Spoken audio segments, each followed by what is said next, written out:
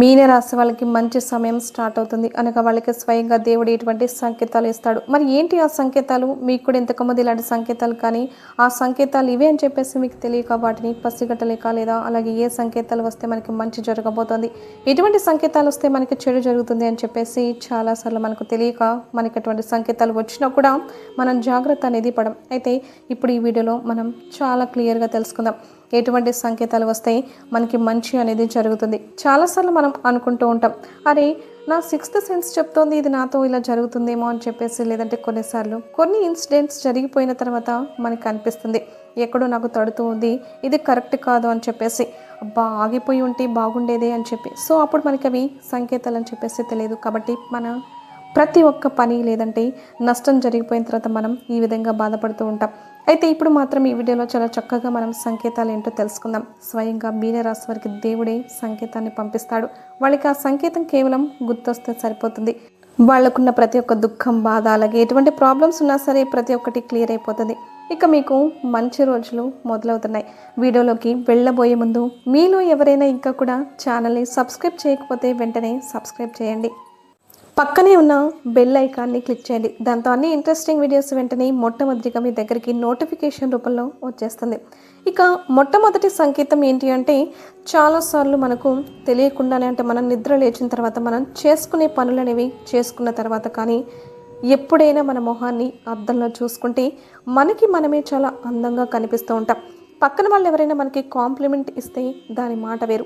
కానీ కొన్నిసార్లు మనం చూస్తూ ఇవాళ నేను చాలా బాగున్నాను చెప్పేసి మన లైఫ్లో అదొక రకమైన కాన్ఫిడెన్స్ అనేది క్రియేట్ అవుతుంది. మనల్ని మనమే పెద్ద అద్దంలో చూసుకుంటూ ఉంటాం. తెల్లని కాంతి మన మొహంలో కనపడుతూ ఉంటుంది. ఇది ఫ్రెండ్స్ మీకు ఇంకా మంచి జరగబోతుందని చెప్పేసి వచ్చే మొట్టమొదటి సంకేతం.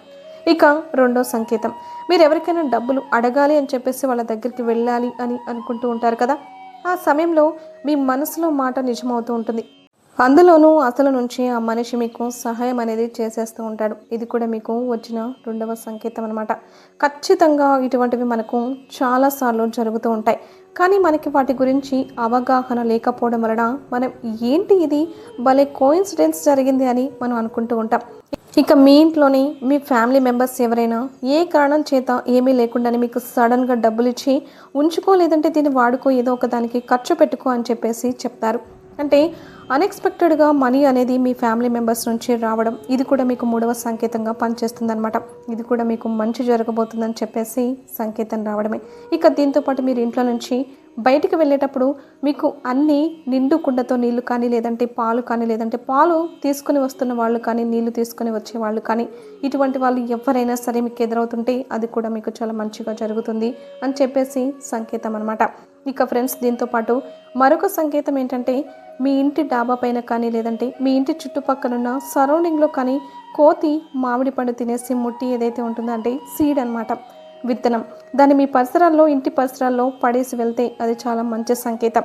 మనం చాలాసార్లు చూస్తూ ఉంటాం, మనం బట్టలు ఆరేయడానికి లేదంటే నార్మల్గా డాబా పైకి వెళ్తుంటే మనకు తెలియకుండానే మన ఇంటి డాబా పైన ఇలాంటి విత్తనాలు పడి ఉంటాయి. ఇది ఎక్కడి నుంచి వచ్చింది అని అనుకుంటాం, అది కూడా ఒక సంకేతమే. మీకు చాలా మంచి జరగబోతుంది అని చెప్పేసి.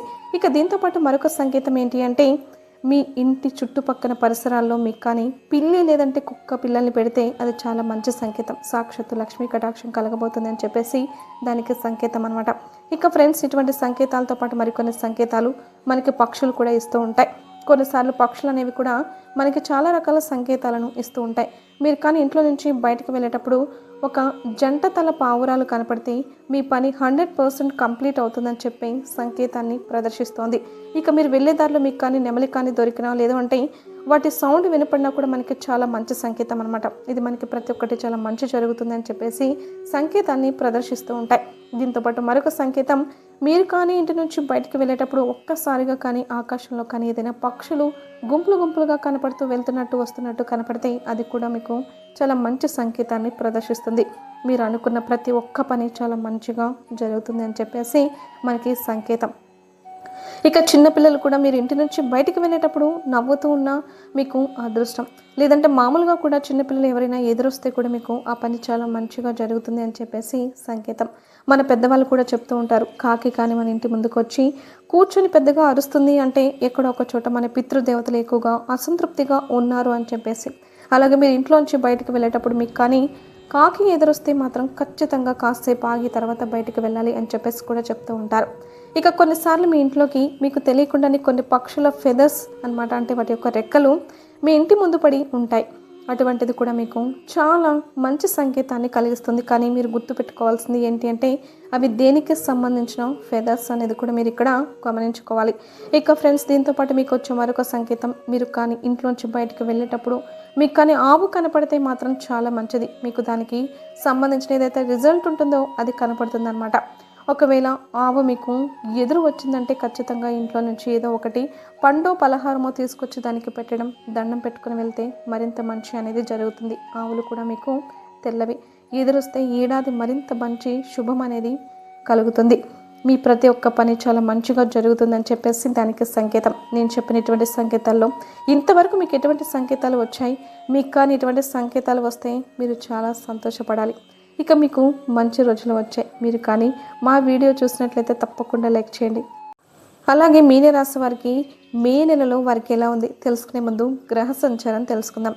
ప్రధానంగా ఈ యొక్క రాశి వారికి పాపకర్త యొక్క ప్రభావం ఏర్పడడం వల్ల కొంత ఇబ్బందికర పరిస్థితులు.